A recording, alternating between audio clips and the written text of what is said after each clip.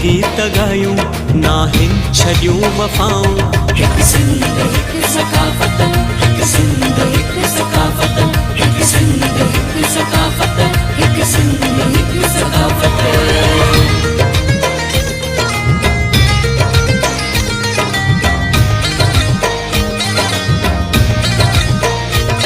गजगोड़ शींहं वारी रोके न को बि सघंदो।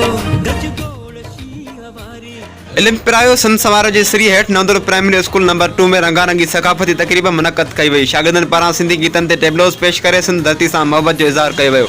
शागिर्दनि खे इनामनि सां पिणु नवाज़ियो वियो। इन मौक़े ते हाज़िर आहे नवंदर न्यूज़ जी थियल उस्ताद मुज़ीदीन सां ॻाल्हि ॿोल। सिंधी सकाफ़त खे हर साल असांखे ॾियारे खे मल्हाइणु घुरिजे ऐं असांजी जेका नओं नस्ल आहे उन लाइ इहो तमामु ज़रूरी आहे त उन्हनि खे ॼाण हुजे, छो त मीडिया जो दौरु आहे ऐं उहे ॿियनि सकाफ़तुनि खे ॾिसंदा था रहनि। जेकॾहिं उन्हनि पंहिंजी सकाफ़त न ॾिठी ऐं ॿियनि सकाफ़तुनि खे ॾिसंदा रहा त हू उन्हनि सकाफ़तुनि जो असरु वठंदा। इन करे तमामु ज़रूरी आहे त असां पंहिंजे ॿारनि खे असांजा जेके बि क़ौमी हीरोज़ थी गुज़रिया आहिनि, जेके बि असांजा क़ौमी किरदार आहिनि, उन्हनि जी ॼाण ॾियूं, सकाफ़त जी ॼाण ॾियूं। पंहिंजो असांजो जेको सकाफ़ती इक़दार आहिनि, क़दुरु आहिनि, उन्हनि लाइ ॼाण तमामु घणी ज़रूरी आहे।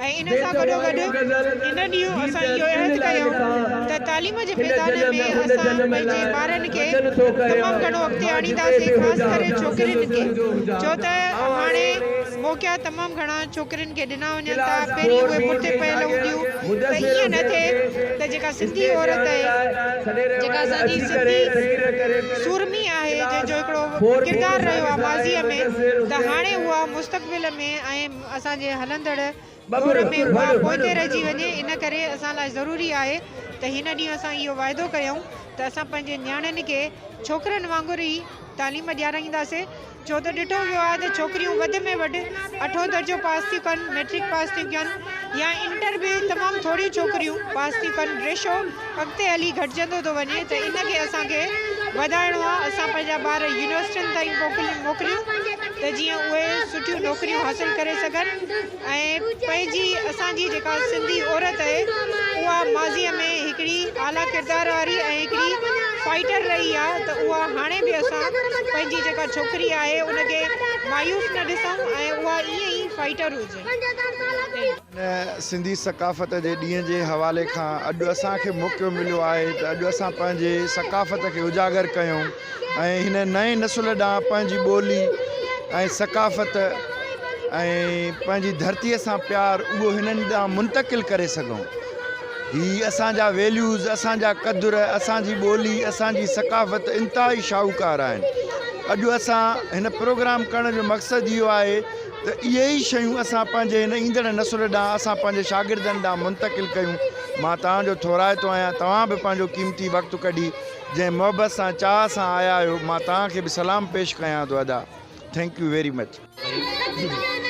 ही ख़ासि करे जेके ॾियार आहिनि सकाफ़त जे हिसाब सां, या असांजा इहे ॾियार तमामु जोश ऐं जज़्बे सां असां मल्हाईंदा आहियूं ऐं इन्हनि जे मल्हाइण सां असांजा ॿारनि में टैलेंट अचे थो पियो ऐं उहे ॿार असांजा केवल हवाले सां महिनत बि कनि था ऐं ॿियो इन हवाले सां जेके हीअ असां ॾींहुं मल्हायूं पिया त इन सां असां जेके सकाफ़त जूं शयूं आहिनि उहे असां ज़ाहिर कयूं था, उन्हनि खे उजागर करण लाइ हीअ असां अहिड़े क़िस्म जा प्रोग्राम कया आहिनि। कंहिं बि शइ जे हवाले खां मोहताज न आहे, हिकु तारीख़ी हैसियत रखे थी। क़दीम सिंध आहे, अहिड़े क़िस्म जा मौक़ा थींदा रहनि ऐं पंहिंजी तहज़ीब खे उजागर करणु ज़िंदा क़ौम जो निशान आहे, सबूत आहे। असांखे अहिड़ा प्रोग्राम करणु घुरिजनि स्कूली हवाले खां ऐं इहे सुजाॻियूं तारीख़ूं इहे पंहिंजे जेको आहे इलाइक़नि में बि करणु घुरिजनि, त जीअं असांखे ऐं दुनिया खे ख़बर पए त हीअ तहज़ीब का मोहताज न आहे ऐं हीअ सभ्यता जी तहज़ीब आहे। हीअ कंहिंजे चवण जी बि सां न साराई वञे थी। हिनखे पंहिंजी हिकु हैसियत आहे जंहिंमें असांजो रनी कोट आहे जेको ईरान ऐं सासान जे ज़माने खां वठी आहे, उहो बि हिन सां रिलेटेड आहे। मोहन जी दौरे जी तारीख़ त 5000 हाणे आहे, पर जेको रनी कोट आहे इन मां ई असांजी तहज़ीब उजागर थी सघे त असीं केतिरा क़दीम इब्राहिम आहियूं। जी ही असांजो जेको अॼु जो प्रोग्राम आहे सिंध जी सकाफ़त जे हवाले सां ॻायो थो वञे। वॾी गैरतमंद ऐं बहादुर क़ौम आहे ऐं जेको अॼु असां गवर्नमेंट बॉयज़ प्राइमरी स्कूल नवंदर 2 में सकाफ़ती ऐं कल्चर डे मल्हाए रहिया आहियूं जोश ऐं जज़्बे सां। इहा सभिनी स्कूलनि में ऐं सिंधी क़ौम खे पुरज़ोर अपील थी कजे त अहिड़ा सकाफ़ती ॾींहं मल्हाइणु घुरिजनि ऐं हर वक़्तु सिंध खे यादि रखणु घुरिजे।